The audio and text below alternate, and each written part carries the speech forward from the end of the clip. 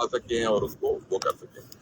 तो CTD ने गुज़श्ता 5-6 माह में बहुत बेहतर काम किया है। जो आपकी वर्कआउट रेशियो है केसेस की, वो तकरीबन 80-85% से ऊपर चली गई है, जो कि किसी भी CTD के लिए बहुत अच्छी वर्कआउट रेशियो है।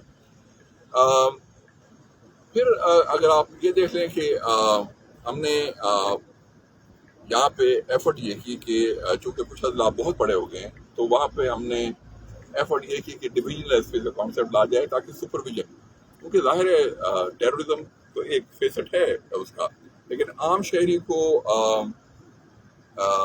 रसाई देना, पुलिस की सुपरविजन बेहतर बनाना, वो भी पुलिस का एक बड़ा ज़रूरी काम है। तो उसको बेहतर बनाया।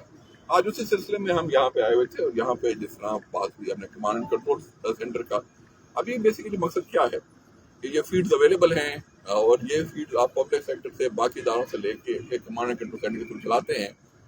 होने से पहले क्या होता था कि वाक़या हो जाता था, फिर पुलिस वाले उस फीड के पीछे कहाँ कैमरा लगा उसके पीछे कर रहे होते। वो सिस्टम को हम बेहतर कर रहे हैं। अजी साहब, जब आप डीपीओ किसी और को भी सवाल करने दे तो नहीं, मैं नजदीक कर दूं। मकसद क्या है अबाबिल फोर्स का? अबाबिल फोर्स का बेसिक मकसद जो है वो स्ट्रीट क्राइम को कम करना है। जाहिर है जो पुलिस मोबाइल है वो हर जगह नहीं जा सकती।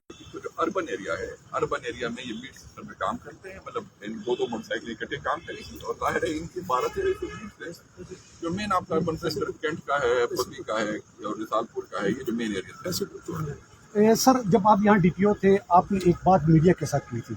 आपने कहा था कि जब जुर्म होता है, जुर्म में अगर हमें इंटेलिजेंस मिल जाए तो हम उसको काबू कर सकते हैं। DSB स्पेशल ब्रांच, अभी आप इंस्पेक्टर जनरल पुलिस हैं, आप तो CTD को जोर दे रहे हैं, लेकिन जब जुर्म पकड़ने वालों को पकड़ा जाए और मनसूबबंदी से पहले इंसान पकड़ा जाए, जो आपका विजन था, एक ये सवाल है जी, तो उसके लिए आप क्या कर रहे हैं? अभी क्या मनसूबबंदी है? और एक आपसे एक और सवाल होगा, वो आप ही के वादे के बारे में जी। मैं इंटेलिजेंस का जाहिर है किसी भी इदारे में बड़ा काम है, और स्पेशल ब्रांच जो सूबाई तौर पे है काम करता है, वो बहुत सारी इंफॉर्मेशन कलेक्ट करता है।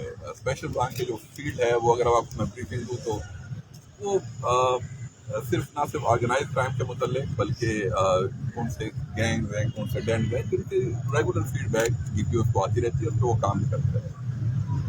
DPO के पास अपने ज़िले में